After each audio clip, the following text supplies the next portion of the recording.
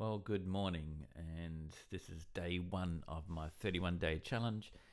And I went to Sugarloaf Rock this morning and took a whole series of images and have had a look through, and I'm just going to work this one up. So let's open this up in Camera Raw and let's get started and look at what we need to do to it. I mean, the first thing you can always do is hit the auto button and done. Nothing more to do. Go put that on your wall somewhere and everyone will be happy. But that's not what I'm going to do. I'm gonna keep the auto button on, which is fine. I like to do that, but I'll mess around with it. It kind of gets you in the ballpark, and then you can move around from there. Now, this was shot on my beautiful Leica SL3. Go out and get yourself one if you feel that way inclined to spend the same sort of money as you could on a nice little second-hand car for the kids or for yourself or whatever. Anyway, they are expensive, but you get what you pay for, right? I think you do. Anyway, I'm just looking up here. I can see that some of the highlights look a little bit, not clipped, but I just like to recover those a bit because sometimes they just need a little bit of a tickle up. Oh, I can see a little dust spot happening there, which we'll sort that out a bit later. And then I'm just going to bring my shadow detail up, a bit like that, and that will be good. Now, the first thing I'm seeing is that my horizon isn't straight, so that's kind of annoying. So let's just straighten that up, and something like that. Oopsie, there you go. Too far. Close enough for jazz, right? Okay, that's our horizon, nice and straight. Now, this is a pretty stock standard image, but I'm going to show you what I do in Camera Raw, and then we'll work it more in Photoshop. So let's zoom in 100%. Now, it was blowing a gale. As you can see, there was a lot of sort of chop and swell, so it's not super sharp, but it's sharp enough for what we want to do today. I'm going to bring my sharpening slider up, and I'm just looking at it. I wanted to get it. I always go up to around 100. Look, I'm pretty loosey-goosey with all this sort of stuff. I used to be pretty anal about it, but I realised that it doesn't make a fat razoo of difference to the people that buy the pictures.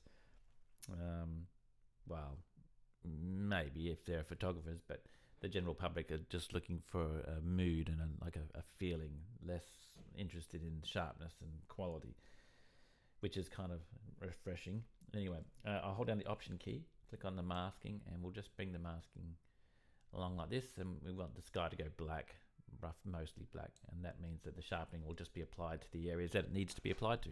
We don't need to sharpen the sky. It'll just introduce a bit of noise and stuff, so it's pretty happy with that. Let's zoom out.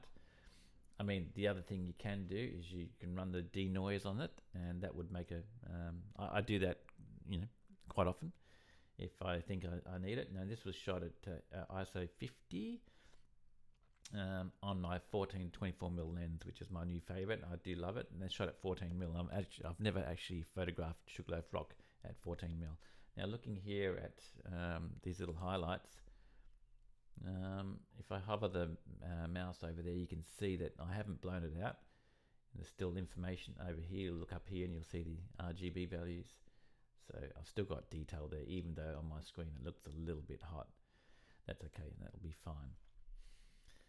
Okay, so I've done the detail. I always go and make sure in the optics that the chromatic aberration, remove chromatic aberration has been ticked.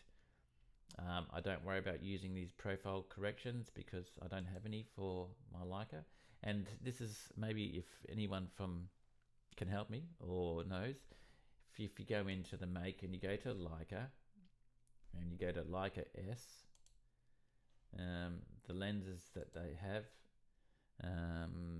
don't seem to be anything that is current, or I don't know what the hell. Tell me I'm seeing things wrong, but none of these seem to relate to anything that I've got. So maybe Leica, get onto Adobe, or maybe tell me I'm wrong and I don't know what I'm looking at. Anyway, I'm going to turn it off. But you can see that when it's on, it just pushes the middle out and kind of corrects that distortion that the lens is putting in. That's fine. I'm not worried about it. I don't mind that distortion. not a big deal. So anyway, from there, I'm pretty happy with most other things. I'll go into effects, have a look there. Now I'll zoom into 100% and we'll just put a bit of clarity in. But the thing with clarity, it darkens it all as well.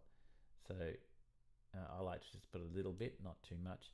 If I've got an image that can handle it, if it's really light or it's very grey or lots of midtones but no highlights or shadows, I like to crank the dehaze filter up a bit, and that does a pretty good job of making it a little bit more interesting. Let's go into colour, and it's pretty purple, which I don't mind, but I'm going to add a little bit more warmth like that. You see, just bringing up the temperature there a little bit, make it a bit more yellow, and I think that looks a little bit more interesting. When you do that, you just got to keep an eye on your highlights as well. Just make sure, because when you're changing white balance, it can also sort of change the exposure. You can see the histogram starting to move around, changing directions. It's doing all sorts of weird and wonderful things which don't mean anything to me, really. I work visually, I don't work on numbers. And from there, okay, I think, well, that's looking okay, but let's maybe look at how we can fix that sky up a bit. So I'll go in to the masking tool, I'll do a linear gradient, and we'll just drag a gradient from the top there, and we'll bring the exposure of that sky back a smidgen, and maybe look at the clarity, because that's great for making your skies pop a little bit more, and dehaze as well can really give you a bit of a oomph, but that's looking a little bit crunchy, so I'm just going to back that. I'll take the dehaze out altogether, and maybe look at just dropping the sky exposure a little bit more again, and that's just going to just darken the sky a little bit more, which takes that hotness out of the top there. Hey, hotness, is that a reference, to anything other than the temperature? I don't know. I don't even know what I'm saying. It's bloody, no, it's not even early in the morning. It's 8:52, but I did get up early this morning to do this challenge. And this is the first one, the first day. I got like 30 days to go. Am I going to be able to do it? I'm sure I will, but who knows? Anyway, I'm just rambling now. Radial gradient. I'll whack a radial gradient down through the middle. Just click and drag it here. Bring it back, and then just grab the exposure slider and just pull that up a little bit. Maybe just pull the highlights. No, that's a bit ordinary. Sorry, that was the shadows. Highlights there, and then I just move it around to see what it is doing and where it might need it. It's probably not doing a great deal, but anyway, I can do that, and just mess with the whites a little bit. Again, I'm working visually. This is how I do things. Okay, so that's good. Now at that point, I'm looking at it and going, well, there's not much else I would do. Maybe use the little doohickey there to just get rid of my dust spot, because it actually works quite good in this program. Look, there's another one there. Get rid of that one and that one there. So this camera roll very similar to, there's another one over here. Oh, dirty old thing. Well, I was up in the Kimberley and Pilbara on my last trip, so that's why there's another one there. Little bastards are everywhere. So I didn't obviously clean my, my sensor. Okay, looking pretty good. I'm shooting, setting it out in Adobe RGB color space, and that's because I've lost my Decam 3, and I know if Les is watching this video, sorry Les, I'm terrible, I'm a bad person. I need to get on and just buy the Decam 3 profiles again. If you're not using them, they probably will help you, but I'm getting by without them at the moment. 16-bit channel depth, got to make sure that's on, and it's going at 58.1 megapixels. They told me this was 60 megapixels. Jesus, I've just lost a couple. What's going on with that? And resolution 240, because that's my native resolution for my Epson printer. Click OK and open it up. And there we are in Photoshop. Now, I've been working on a white background. You can see here white. Of late, I could change that to like a medium grey, which is, a neutral, it's not a colour, it's a neutral background. But I've found that, I have to go to custom now. Oh, there we go. Here's my custom, white. I find that looking at a white background, I can see actually where all the lights and darks are in the image. It makes me realise that the white is where it is, if that makes any sense. The other thing I used to do, and I still do, is go Command Option C and put a little border, white border around the image. And that's another way. If you've got a grey background, let's go back to medium grey. It's another way of going, okay, well that's extreme white. It's as white as it gets. And you can see where the whites are and how they relate to what's going on. But I'm just going back to my white background like that. Okay, I'm going to zoom in a little bit, put that in the middle. Now I'm going to look at it and go, okay, well, what do I want to do with it? And I'm a little bit confused at this point because, Sugarloaf Rock is Sugarloaf, but there's something missing. I don't know, maybe it's the color. So let's go to adjustments. Let's go to curves. Let's hold down the option key and click on auto. And just flick through these little bad boys and see, oh, that's interesting. I'm just clicking buttons. This is what I do. This is how I do my editing. Clicking buttons. And if you click on snap neutral midtone, you get another set of options. It's just in these top three. And I'm basically going through going, well, which one do I like the look of? Take that off. That's not bad. That's too pink. It's not until you turn it off that you realize that, it's a bit ordinary.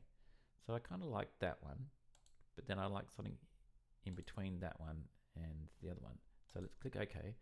And there's our layer. We can turn that on and off. And if I have the move tool selected, which is V on the keyboard, I can go to my opacity very simply by hitting the numbers on the keyboard. So 5 is 50% opacity. 1 is 10%, 0 is 100%. So I'm just, there's 10%, there's 100%, there's 50%, 100%, 50%, 60%, 80%, 100%, 80, 80%, 10%, 70% is probably where I want it to be. Something like that.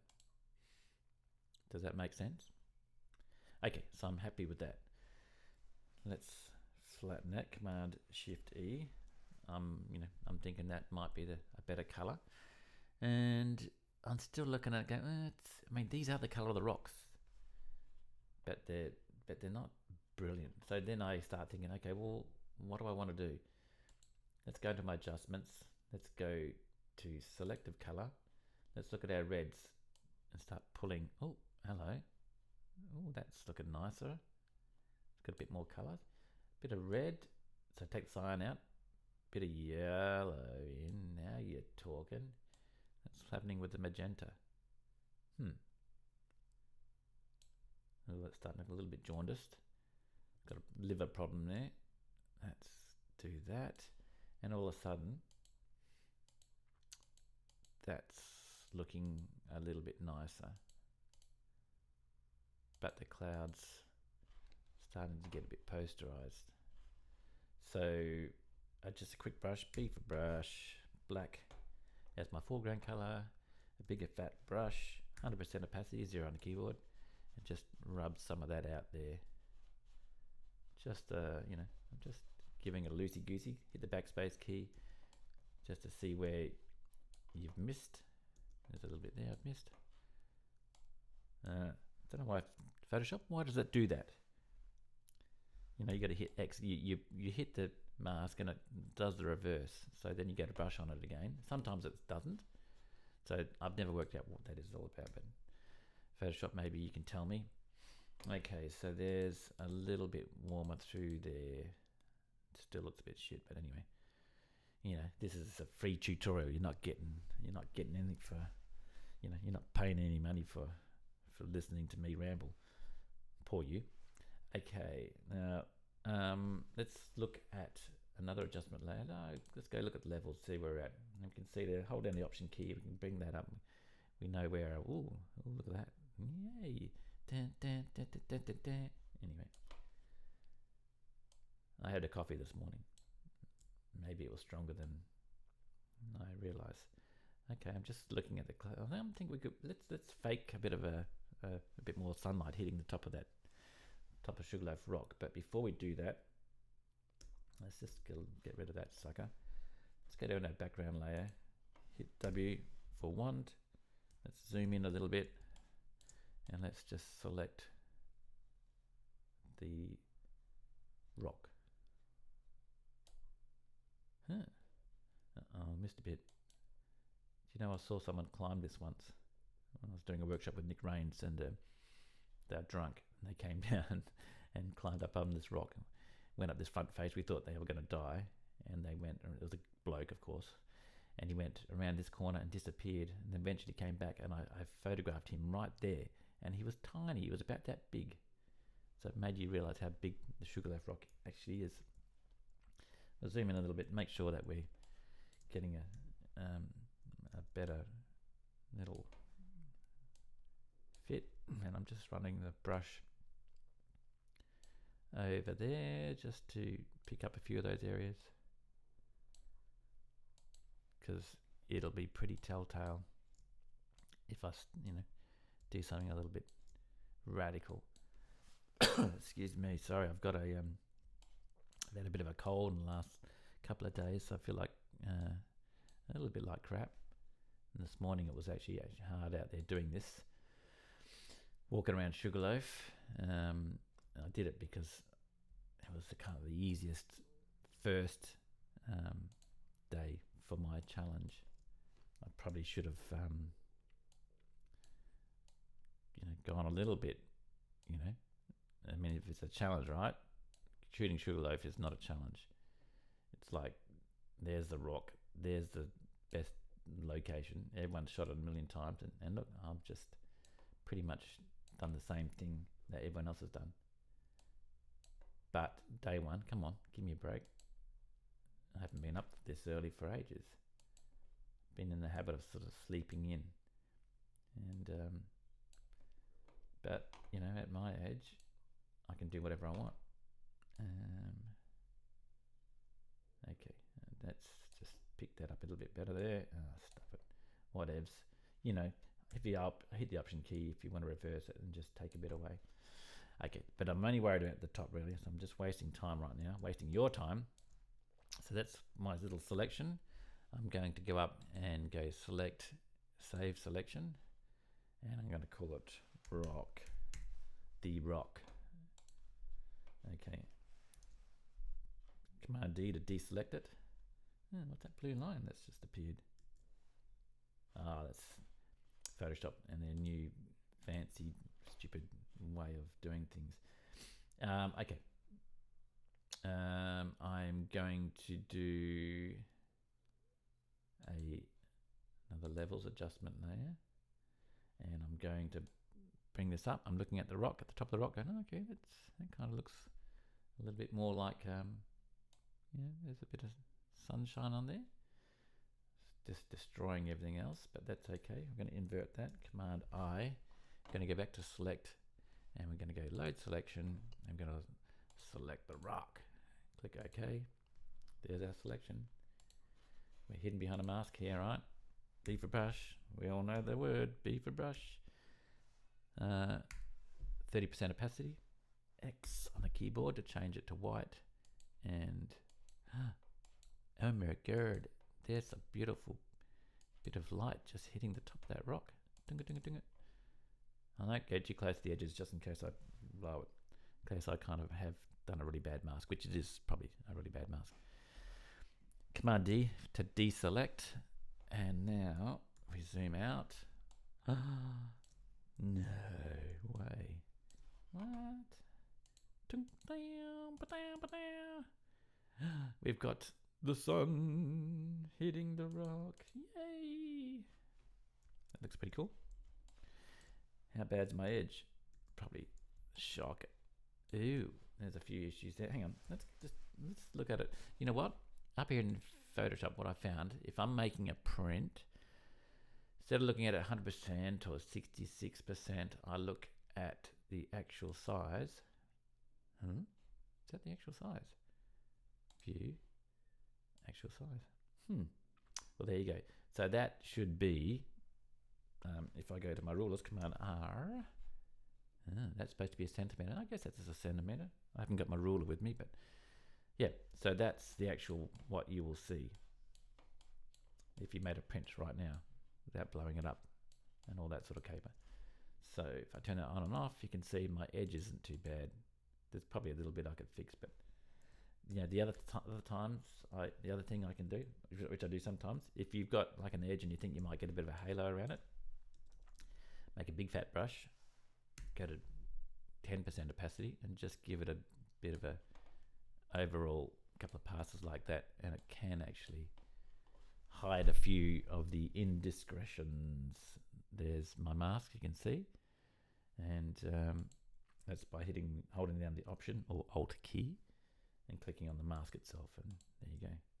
If you wanted to disable that mask, you just hold down the Shift key and click on the mask, and it will just disable it. Chang! But that doesn't look too bad. You can see how it's going there. I don't mind that. And okay, let's go back to the start. Option, click on the eye at the bottom there. Now you're talking. Beautiful. Okay, let's do something else. Command Option Shift E.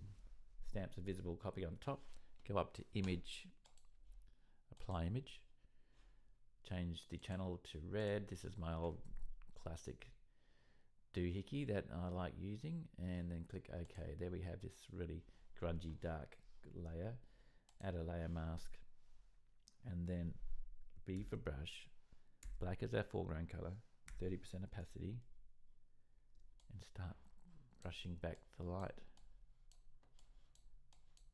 And you just go over the image until you get, oh, that's a bit dark there, it's a bit dark there, but the light's got to be in the middle. Focus your eye, man. It's just got to be right where it's got to be. You know what I'm saying? You don't know what I'm saying. Anyway. Dang, dang, dang, dang. Here's our mask. Before and after. That's what it looks like. And it's just to take down that the outside. You want, see how my eyes kind of exploding everywhere? And when I've done that, it's sort of focusing your attention back to the center. And if you want to make that opacity a little bit lower, you can. Let's just take it down to 50% and just see what that does. It's just giving us a little bit of a breather there. Still not super happy with the color and the final direction. So when I get to this point, I'll start scratching my head and looking at it going, oh man, this is, I could go into selective color again. Let's look at the magentas, because it's pretty magenta-y. And do we want to put more blue into that? There, a bit more cyan, and take a bit of yellow out. Yeah, because see how that's kind of made the clouds look a bit muddy? Take that out, and that kind of helps a bit. Magenta, let's go a little bit that way, so it's become a little bit more blue in the sky. Cleans up the clouds a little bit. I don't mind that. And you could go to blues to see if there is any blue in there. That's using putting black in and taking black out. Maybe could do with a bit of lightning through there. I don't mind that. And let's put a bit more blue in. We're getting good contrast now between the rock and the sky because it's a little bit more blue.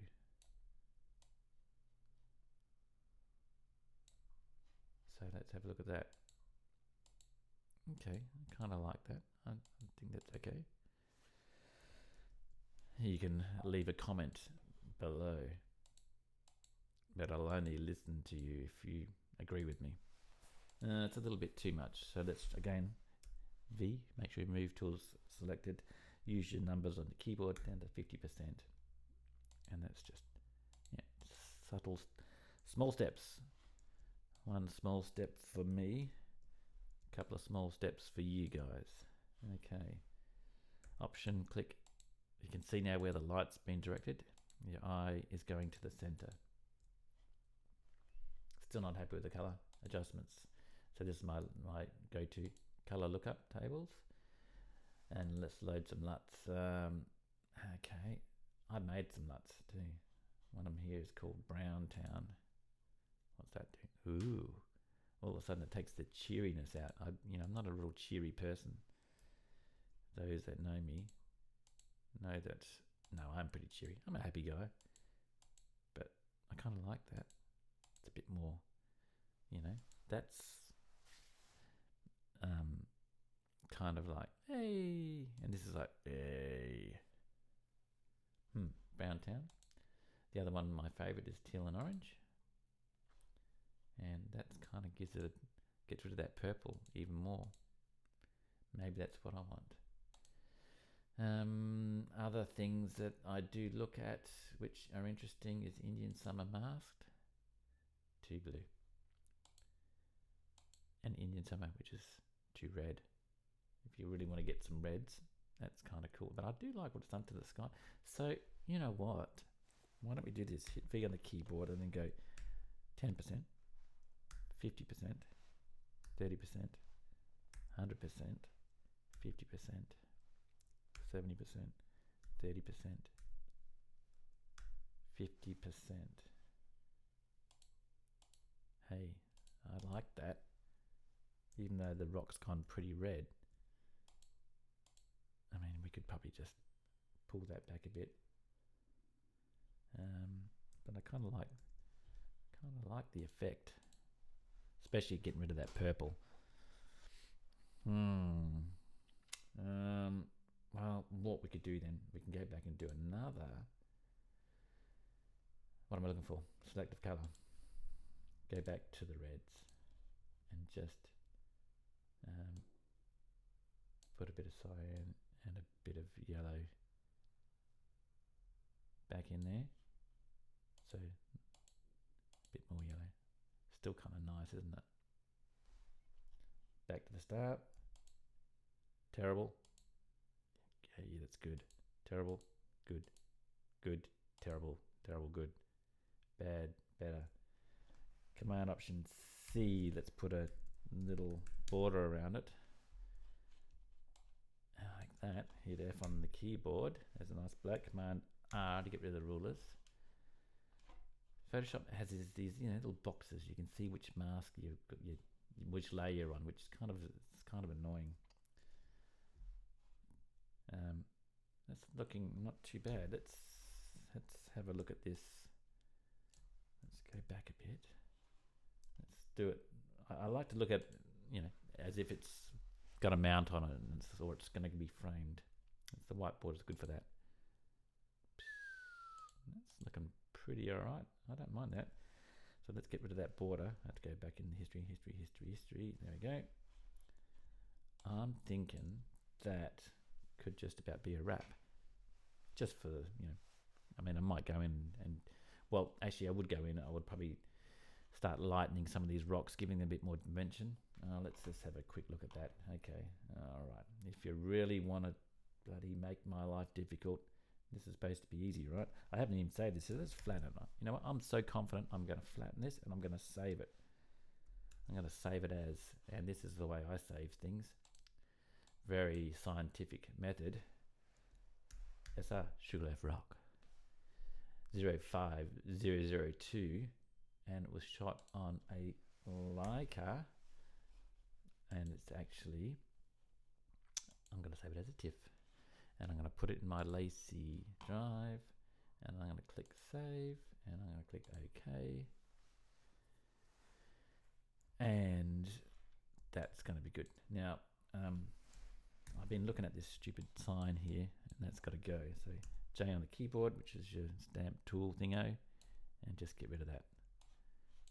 And I'm sure there will be some dust spots in there somewhere that I will need to go and get rid of. And the way I find those, the easiest way to find those is to go in, adjustment layer, do say a levels, whatever, it doesn't matter, change the blend mode to multiply, and everything gets darkened. So when it's darkened like that, you can see them more readily. There's a bit of a blotch there.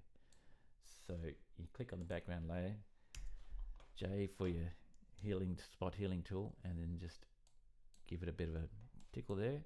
There's one there, look. There it goes. Easy peasy. That looks a bit weird. Let's get rid of that. Uh-oh, I made more problems for myself. I'm just a big problem. Okay, and that's not looking too bad. I'm sure you've probably seen one and gone, Fletcher, there's one there. Get that one. And I'll miss it.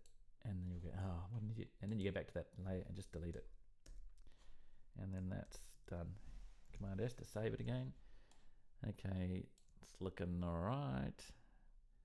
And, okay.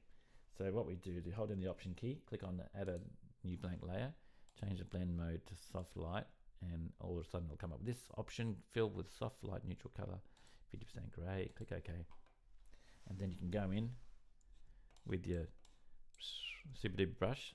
So look, I've got a Wacom tablet, and I go B for brush. I'm going to make my brush smaller. I'm going to hit 1 on the keyboard to give it make it 10% opacity. Hit X on the keyboard to change it to white, and then I'll just go in and I'll just do this. Did that make any difference? Did that work? Is my pen working? Oh, it did work. So the idea is you're supposed to go in and just lighten the lighter areas, but this could take like forever. That's what I would do. Make this a bit smaller, and see that edge there? Just lighten that up. And then what you do is you hit X on the keyboard and you darken as well. So then you find all the dark bits and just like these little dark shadows, and just darken those.